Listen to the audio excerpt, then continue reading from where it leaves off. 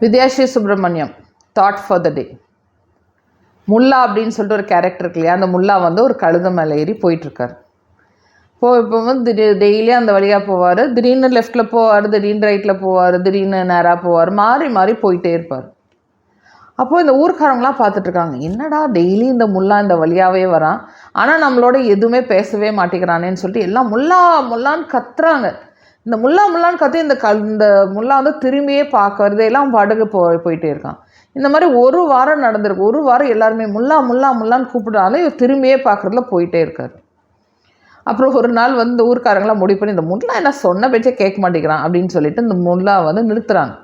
நிறுத்திட்டு கேட்குறாங்க, எல்லாம் பிடிச்சி நிறுத்திட்டு கேட்குறாங்க, என்ன முல்லா நீ வந்து எங்களை கண்டுக்கவே மாட்டேங்கிற, நாங்கள் தான் முல்லான்னு கூப்பிட்றோமே, நீ திரும்பி கூட பார்க்காம போயிட்டே இருக்க அப்படின்னோடனே இந்த முல்லா சொல்கிறாரு, என்னையே கேட்குறீங்க, இந்த கழுதையை கேளுங்க அப்படிங்கிறாரு. கழுதையை கேட்கணுமா?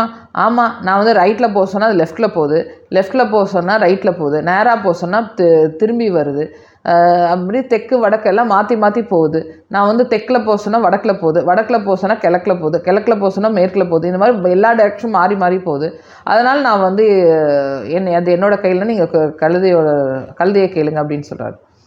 உடனே இவங்களாம் சொல்கிறாங்க, கழுதையை கேட்கணுமா, நீ தானே கழுதை மேலே ஏறி ஓட்டிகிட்ருக்க, உன்னே தான் நாங்கள் கேட்க முடியும் அப்படின்னு சொன்னதுக்கு அப்போது அவர் சொல்கிறாரா, நான் வந்து இந்த கழுதை வந்து இந்த கழுதைன்னு எனக்கு தெரிஞ்சு போச்சு, இந்த கழுதை வந்து நான் வந்து இன்ஸ்ட்ரக்ஷன் கொடுத்தா கேட்காதுன்னு எனக்கு தெரியும், இது ஒரு கழுதை தானே, இதுக்கிட்ட போய் என்ன போய் நான் போராடணும்னு சொல்லிட்டு நான் முடிவு பண்ணிட்டேன்.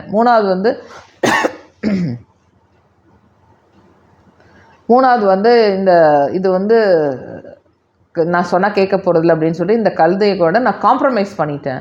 அதனால் அது ரைட்டில் போனால் நான் ரைட்டில் இருக்கிற வேலையை முடிச்சுப்பேன், லெஃப்ட்டில் போனால் லெஃப்ட்டில் இருக்கிற வேலையை முடிச்சுப்பேன், நேராக போனால் நேராக இருக்கிற வேலையை முடிச்சுக்குவேன். ஸோ அந்த மாதிரி நான் வந்து காம்ப்ரமைஸ் பண்ணிட்டேன், அதனால் நான் நிம்மதியாக இருக்கேன் அப்படிங்கிறாரு. ஃப்ரெண்ட்ஸ், நம்ம கூட இருக்கிறவங்களோட விஷயம் அப்படி தான். நம்ம வந்து நம்ம கூட வாழ்கிறவங்க ஆர் நம்ம சந்திக்கிறவங்க, நம்ம போகிற இடத்துல இருக்கிறவங்க, ஒன்று நம்ம மாமியாராக இருக்கலாம், மேனேஜராக இருக்கலாம், அம்மாவாக இருக்கலாம், ஹஸ்பண்டாக இருக்கலாம், பிள்ளைங்களாக இருக்கலாம், யாராக இருந்தாலுமே அவங்களோட நம்ம எப்போ காம்ப்ரமைஸ் பண்ணுறோமோ அப்போ தான் நமக்கு நிம்மதி வரும்.